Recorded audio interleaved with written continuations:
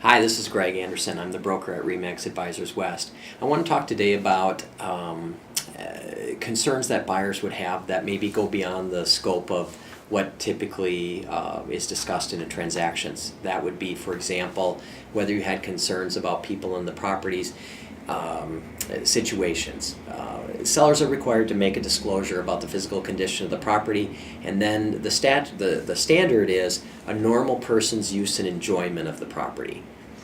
I don't know that many normal people, and it's a fairly broad idea, but there are some specific things in the disclosure that are specifically noted as no duty to disclose. In other words, the seller is not obligated to make those disclosures. For example, whether anyone in the home had HIV or AIDS, whether there was an accidental death, whether there was a suicide. My favorite is there's no duty to disclose whether the home has any perceived paranormal activities. Now, inherent in that is what's missing is whether the home had a murder. A murder had taken place in the home.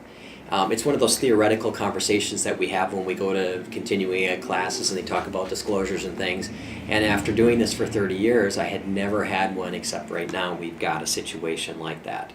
And the reason for having to disclose that a murder had taken place in the home isn't what most people think. It's not the kind of woo-woo, this is creeping me out kind of thing. It actually is a more practical and pragmatic notion, is that is this in a high crime area? Is this in an area where if I were to move my family in there where they would be potentially at risk?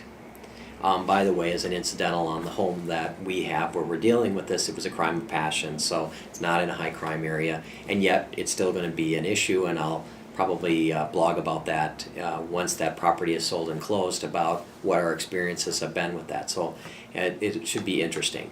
There's also no duty to disclose on the seller's part or on the realtor's part whether the home is in an area where there's a registered predatory offender. When that bill originally hit the floor, the proposal was that the realtors would make those disclosures. And our lobbyists and attorneys had said, time out.